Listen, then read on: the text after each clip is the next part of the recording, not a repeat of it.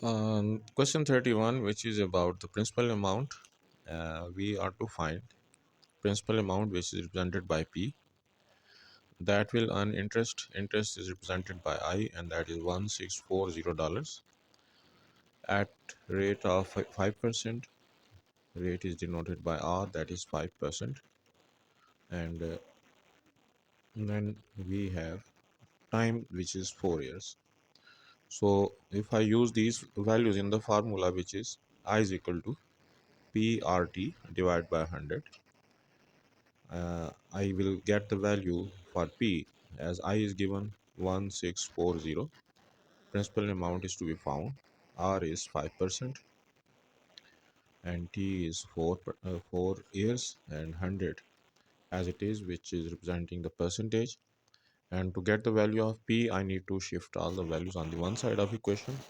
1640 multiplied by 100 divided by 5 into 4, and now we are left only with P on the right side. So this P will give us the value of P can be found by using these values and putting in the calculator. 1640 multiplied by 100 and divided by 20, it gives 8200. So this is the principal amount which will be when invested for a period of 4 years and at a rate of 5% to gain the interest, simple interest, $1640. In question number 32, the question is complete the given sequence. For the given sequence, we have to see the pattern, how the next number is formed. 0 to 3, if 3 is added in 0, we get 3. Then from 3 to 8, if 5 is added, so here 3, here 5 is added. 8 plus 5 is 8 plus 7 is 15, and 15 plus 9 is 24. So the next number which should be added in 24, here we have 3, 5, 7 and 9. Next number should be 11. So 24 plus 11 will give us 4 plus 1 5, 2 plus 1 3, 35 should be the next number. And if I add 11, the next odd number is 13. 13 and 35 I get 5 plus 3 8 and 3 plus 1 4. So 35 and 48 will be the next numbers of this sequence. For the second part, 1 plus 1 equals to 2, and here square root is not needed because we know that the square root of 1 is 1. 2 plus 3 is 5. 5 plus 8 is 13, and 3 plus 5 is 8. So the previous two numbers are added to get the next number. So 2 plus 3 is 5, 3 plus 5 is 8, and 5 plus 8 is 13. So 8 plus 13 will give us 21, and 21 plus 13 will give us 3 plus 1 4, and 1 plus 2 3. So under root 21 and under root 34 will be our next two required numbers. For the third part, 1 by 6, 5 by 12, 2 by 3, 11 by 12. If we look at the pattern, here 1 by 6, 1 by 12, 2 by 3, 1 by 12. The 12 seems to be the common factor in the denominator. If I try to make the denominators of those values which denominators are not 12, we can make them 12, like 1 by 6 if it is multiplied by 2 by 2. 5 by 12 has already 12 denominator. 2 by 3 can be made 12 denominator by multiplying it with 4 by 4. 11 by 12 is already with denominator 12. This gives 2 by 12. 5 times 2 is, 5 by 12, which is second number, and then 2 times 4 is 8 by 12, and then 11 by 12. Now we can see the pattern as 2 plus 3 is 5, 5 plus 3 is 8, and 8 plus 3 is 11. So there is a difference of 3 in the values of the numerator, and denominator 12 is constant. So if I add 3 in, to get the next number, 11 plus 3 gives 14, 14 by 12, and 14 plus 3 will give me 17 by 12. This value can be simplified. 14 by 7 will give me 7, 2 7 are 14, 7 by 6, and 17 by 12 should be our next two required numbers in this sequence. Question number 33 is also about the patterns. Consider the question says consider the pattern and find the eighth line. The first line is 1 into 8 plus 1 equals to 9. The second line is 1 into 2 into 8 plus 2 is 98. Third line is 1 2 3. So in every line there are digits according to the number of line. So when we reach to 8th line, we should be having 8 digits in this sequence 1 2 3. So 1 2 3 4 5 6 7 8. These should be the number make with the help of first 8 digits 1 2 3 4 5 6 7 8. This 8 is constant in all the lines, so I will write this 8 here. Plus, as in the first line we have 1 here, in the second line we have 2, then 3. So in the 8th line I will be having 8.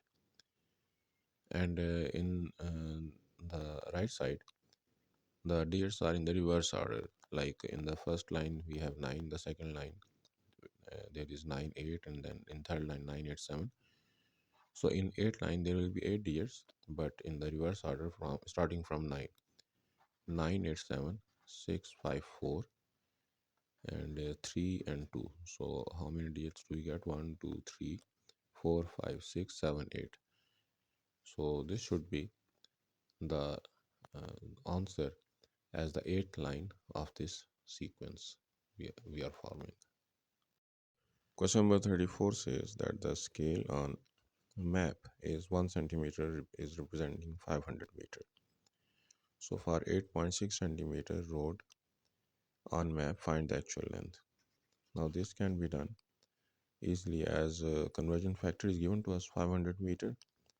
I can the road length, I can find it by multiplying 8.6 with 500, and that gives me 8.6 multiplied by 500, 4,300 meter. And if I want to find it in the kilometer, I will be dividing it by 1000 to convert it into the kilometer.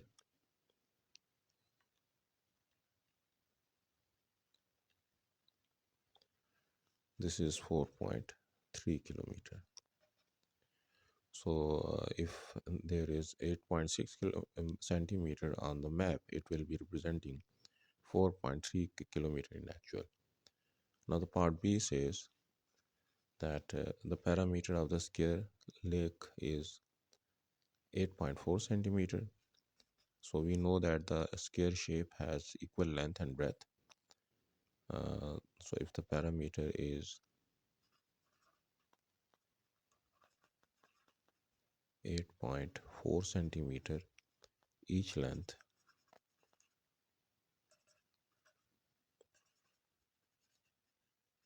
will be equal to 8.4 divided by 4, and that gives 8.4 divided by 4, 2.1.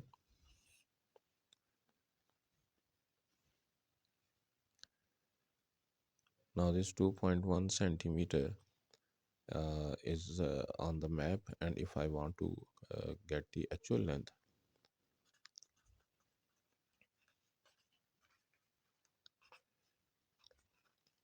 For that, I need to multiply 2.1 with the conversion factor, which is 500, and that will give me answer in meters. So 2.1 multiplied by 500 is equal to 1050 a meter. And as I want to get the answer in kilometers, so first I need to convert this value into the kilometer, and then I will get the area. To convert this meter into kilometer, I will be dividing it by 1000 to make this meter into kilometer. As I'm converting a smaller unit into bigger unit, so division will be done. And if I had been converting a bigger unit into smaller unit, in that case we multiply by the conversion factor. So it will give me 1.05 kilometer, and now I have the length uh, of each side of this square shape in kilometer. I can easily find the area by multiplying 1.05 with 1.05, and this will be in kilometer square. Or if I simply take the square of this value, this gives a 1.1025 kilometer square.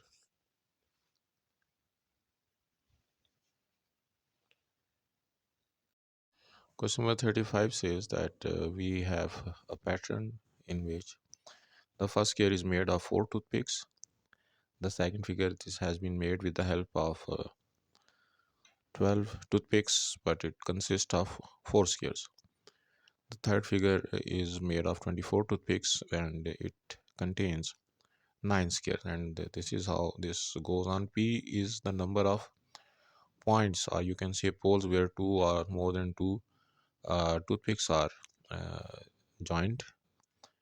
And this pattern, the last line LMN is the are the values which we need to find.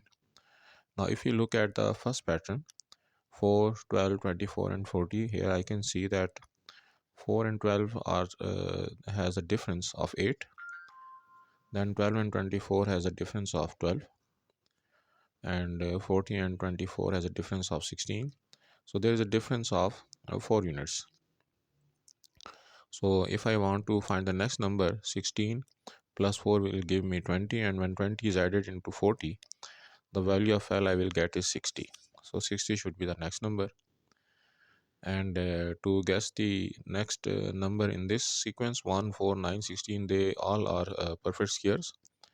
So 4 is the square of 2, 9 is the square of 3, 16 is the square of uh, 4. So next number M should be the square of 5, which is 25. Here 4 is the square of 2, square of 9 is square of 3, 16, 25, and the next number N should be equal to 36. This is how we can find the values of L, M, and N. Now part B says connect T, S, and P. This can be done if I multiply S and P with each other after taking their square root. The square root of 1 is 1, square root of 4 is 2. So 1 times 2 is 2, and then when 2 is multiplied by 2, the answer is 4. Square root of 4 is 2, square root of 9 is 3. 2 into 3 is 6, 6 times 2 is 12. Square root of 9 is 3, 16, square root of 4, 16 is 4. 3 times 4 is 12, and 12 times 2 is 24. So I can write this as 2 is equal to square root of S multiplied by P multiplied by 2. And that will give me the relationship between T, S, and P. As we just verified by putting the values, the square root of 1 is 1, square root of 4 is 2, 1 times 2 is 2, and when that is multiplied by 2, we get this answer 4 as T. Or if I take square on both sides, this will give me T square is equal to 4 as P. So both these relationships give us the connection between T, S, and P. C part says use answer to find t value for t is equal to 364 and s is equal to 169. So I can find the value of p if I put t square here. If I put these values in the formula which we have just developed, the value of t square that will be equal to 132,496, and for the value of s is uh, 169, and we are to find the value of p. So value of p will be, this value will be divided by 132,496 divided by 4 multiplied by 169, and that gives me 196. So we can find value of p by use of this formula if other two values are given. D part says why 112 cannot be the value of s and p. S and p, these both columns contain the squares, perfect squares, and 112 is not a perfect square, so we cannot put this value in the columns which contain only squares. So as they are not perfect square, these values will cannot be put in these columns, as only squares are allowed. Part E says why 444 2 cannot be t. As we can see from the values of t, all the values which are here are the factors of in fact multiple of 4, and this value 4442, if I divide it by 4, I get a decimal answer. So this is not a multiple of 4, and the value of t has to be a multiple of 4, so I can give the reason that not a multiple of 4, hence it does not satisfy the condition for being t, which whose values are given to us in first column. In the next exercise 10.1, the first question is the length of rectangle is increased by 20% and its width is decreased by 20%. Find the percentage change in its area. So if x is the length and y is the width, area will be, and let's call it A1, the original area, that will be x into y. Now the new area, as there is 20% increase in the length and 20% decrease in the width, so x plus 20% of x and y minus 20% of y. So this will be the new area, as there has been a 20% increase in the length and 20% decrease in the breadth. A2 will be equal to x. If x is taken common, we will be left with 1 plus 20%, that is 20 upon 100. And here I can take y common, and 1 minus 20 by 100. So the second area will be x plus 20 by 100, 0 will be cancelled by 0, 0.2, 1.2, and 1 minus 2 by 10, 1 minus 0.2, that is 0.8. So A2 is equal to xy into 1.2 multiplied by 8, that gives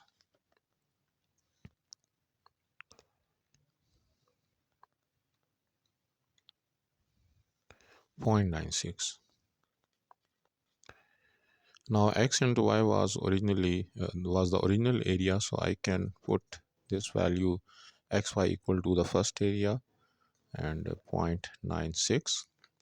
So A2 by A1 is equal to 0.96, which is equal to 96 upon 100. That means the ratio between the new area and the original area is as the ratio between 96 and 100.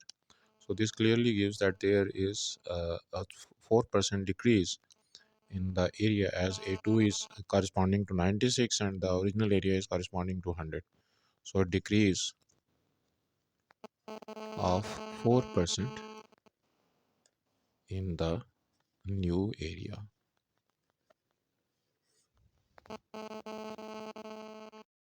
Question number 2 says a man bought an article of $360. What price must it be marked so that he can allow 10% discount of mark price and still make a profit of 10% on the cost price? Now, let's say mark price is X dollars. So, if he allows a 10% discount, then X minus 10% of X, this price should be equal to uh, 360 plus 10% of 360 because we want to make uh, a 10% profit on the cost price which was 360. So if I take x common from here, by taking x common 1 minus 10% which is equal to 10 upon 100 is equal to, and if 360 which was the cost price of this article, 360 is taken common on the right side, it will become 1 plus 10 upon 100. 1 minus 10 upon 100 which is 1 by 10. So 1 minus zero point 0.1 and here 1 plus zero point 0.1. 1 minus zero point 0.1 is 0.9 and 1 plus zero point 0.1 is 1.1. 360 into 1.1 divided by zero point 0.9. This gives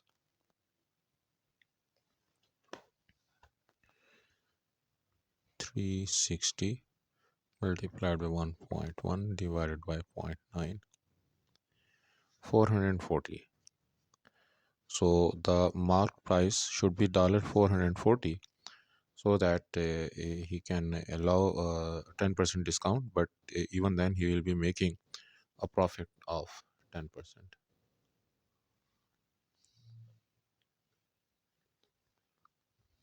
Question number 3 says a man's petrol bill for 1991 was at $3,000, and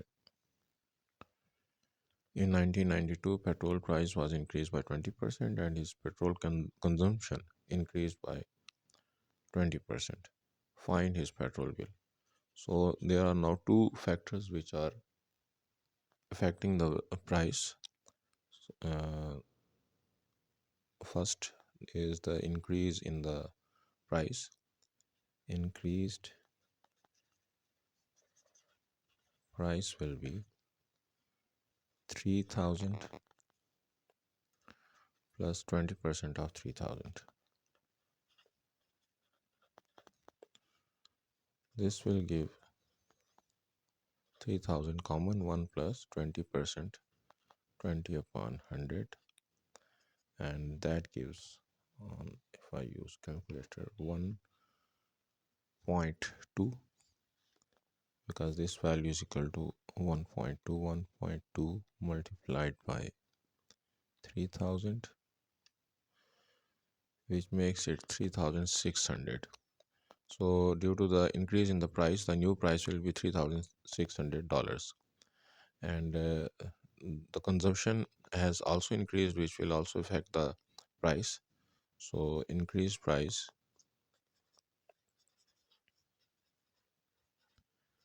due to consumption.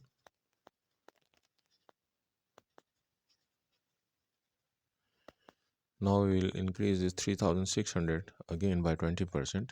So 3600 plus 20% of 3600.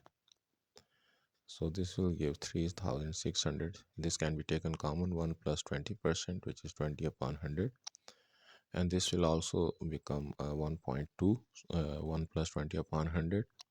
So if I multiply 1.2 multiplied by 3600, this gives $4320. So the new price should be 4300. The new annual charges for 1992 should be $4,320. In question 5, it says a fruit seller buys 138 oranges for $35. He sells 99 of them at 3 for a dollar and remaining 20 at 25 cents each. Find the profit percent. So first we find the cost price. Cost price is given to us $35. And if I find the sale price, now 99 of them has been sold for 3 for a dollar.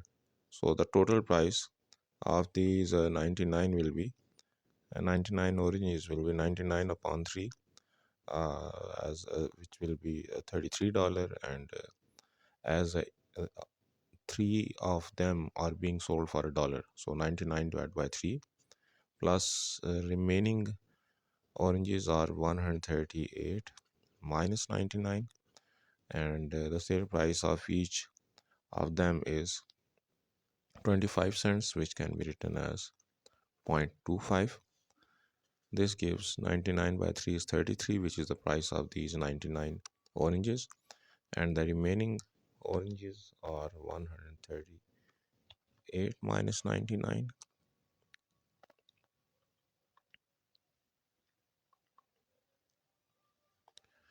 38 are left, and all of them are being sold for 25 cents each. This gives me 33 plus 38 multiplied by 0.25, 42.5. So this is the total sale price, and if I want to find out the profit, 42.5 minus 35, and that gives me $7.5. Now the profit percent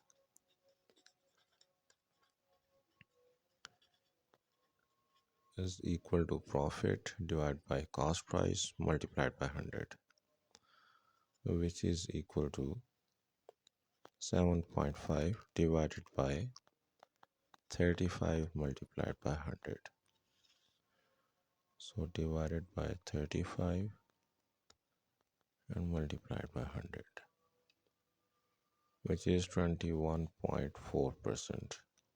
So this is the percentage of the profit which has been made. Question 5 says a fruit seller buys 138 oranges and $35.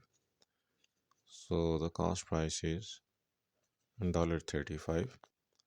He sells 99 of them at 3 for a dollar and remaining at 25 cents each. Find the profit percent. So the sale price will be as the 99 of them has been sold for 3 for a dollar. So their price will be 99 divided by 3, as 3 of them uh, every 3 oranges are giving him $1. So 99 upon 3 will be the sale price for them, and the remaining will be 138 minus 99, and they are being sold for 25 cents each, so multiplied by 0.25. This gives 33 plus 138 minus 99 is equal to 39. So 39 which were left out of the after selling these 99 oranges, 39 oranges are left and they are being sold for 25 cents each. So the total sale price becomes 39 multiplied by 0.25 plus 33, 42.75. So if I try to find the profit, profit will be sale price minus cost price. So 42.75 minus 35, which is 7.75. and the profit percent will be profit divided by cost price multiplied by 100. So the profit is 7.75, cost price is 138 and multiplied by 100. 7.75 multiplied by 100 divided by the cost price is 35, sorry.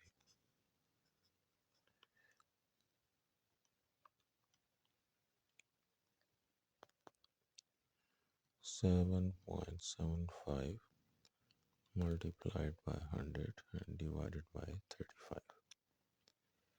22.14%. So this will be his profit percentage.